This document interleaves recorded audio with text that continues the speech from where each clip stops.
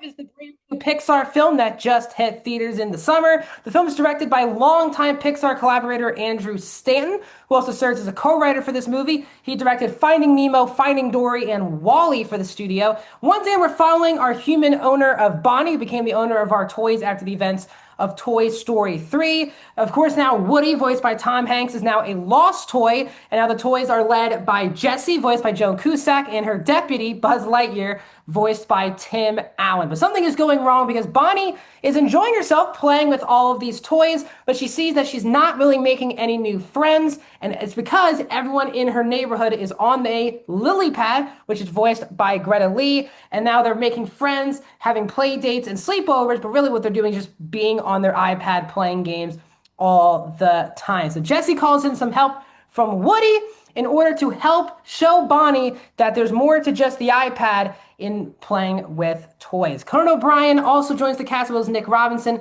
as people who help out Jessie throughout the entire film. The movie is an hour and 42 minutes and is PG. Welcome back, everyone, to a brand new review here at Max Talks Movies. I'm Max Dinenberg here talking about Toy Story 5. And if you know me personally, you truly know how much these characters mean to me. I get very emotional watching the majority of the films in this franchise. I've really never been seen so much on film that I have been with this franchise. I grew up with it. Each of these films to me has evolved by the same age. Like, for example, Toy Story 3, when I saw it in the theaters when I was 8, didn't really think it was like that emotional. I watched it, I would say, yeah, like 10 years later, before I went off to college, and that movie has now wrecked me ever since. And honestly, Toy Story 4 made me very emotional in the theater. So these films, Woody is my favorite cinematic movie character of all time. So there's so much emotion to me coming into Toy Story 5. And I'm not one of those people who doubts this franchise anymore. People were nervous heading to Toy Story 4. I wasn't. They absolutely nailed it with Toy Story 4. And until they make a bad Toy Story movie, I'm going to never doubt this franchise within Pixar. And once again, they have made another fantastic Toy Story film. I absolutely loved this film. On the page and based on the trailers and based on even my synopsis that I said to you, because I didn't really get too deep into spoilers, of course, on the page, it's just a technology versus toy movie, right? That is what the trailers present. That's what the synopsis presents. But this movie, of course, like the other Toy Story films, is very complex, where it's not trying to pick a side. It's not trying to be anti-AI, anti-technology. It just says there needs to be a happy medium with this film, right? Why do all of the kids need to be on technology if there's things right in front of them? But the theme that spoke to me the most when watching Toy Story 5 was the idea of the bravery to put yourself out there and show people who you truly are. I think all of us, when we were growing up, elementary school, middle school, even high school, even if you're an adult, I guess, there are times when you meet new people that you want to hide stuff in your personal belongings, your personal life, that you're nervous that if it gets revealed to this person that you want to be friends with, that it will go wrong. I think we've all had this. I even had toys growing up, and when I had new friends that could come over, even just friends I knew would come over, I would always hide the toys. And that is on full display in this movie because Bonnie in this film is very ashamed when she's meeting other kids that she has toys and plays with toys. She's embarrassed by it. A lot of the kids make fun of her because of it. And that makes her very conscious of not trying to put herself out there in a truthful, authentic way.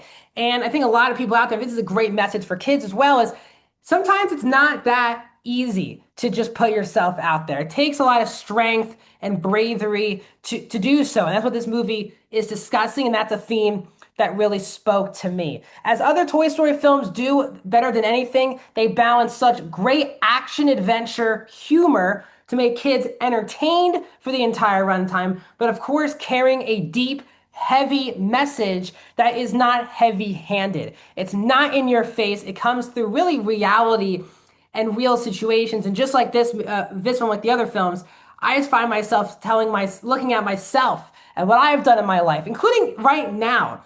I think a lot of us wake up and the first thing we do is go on our phones, check our text message, check our social media, first thing we do when we wake up. And this movie also talks about that as well. What are we really doing and spending on screen time, and how is that affecting us? The fact that this movie is going to make a lot of money and all these kids and families are going to see this is amazing. But just like all the other Toy Story movies, yes, they're obviously it's very enjoyable for kids, but it's for the whole family. It's for all ages. Very mature themes, messages. Obviously, there's some comedy that could go over kids' heads, excuse me, but this is such an enjoyable film. Of course, the score, of course, from Randy Newman continues to be very strong here. The film is very well written. Jesse is really the lead character of this movie. Woody, especially, is in the background of this film. And there's a reason why Jesse is the lead character. I'm not going to explain to you why. They really tell you in the first 10 to 15 minutes why she needs to be the lead character. It absolutely worked. Joan Cusack was great in this movie. Buzz had a lot more to do here, I'll just say, in this film than he did in the fourth film. The new characters, I love Smarty Pants, voiced by Conan O'Brien. I thought that was a really great new character that had a lot of complexity to, let's just say, Jesse's worldview in the film. I will say, though, for my one major negative, again, Woody is my favorite character of all time. And the biggest issue when you continue past Toy Story 4 is that really completed Woody's story.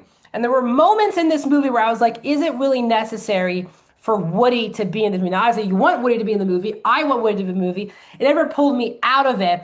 But I can totally tell people who are just Woody diehard fans who come to this movie for Woody to be a little disappointed because he's funny. He has great banter with Buzz in the movie, right back to where they were in the first film. But if you actually take a step back and think, is his character that vital to the actual story progressing? I really wouldn't say so. And I think that's the biggest issue in the way of Toy Story 5. But the animation is jaw-dropping. The music is great. Of course, the voice cast is great. But I was laughing. I was moved by the messages. And I just can't wait for all these people to check out this film. So overall, I am giving Toy Story 5 a 4.5 out of 5. I am going 92% for Toy Story 5. What are you guys' thoughts on this movie? Let me know down in the comments. Like this video. Subscribe to Max Talks Movies and to my Patreon as well. Upcoming exclusive videos coming there. I'll see you guys in another video very soon.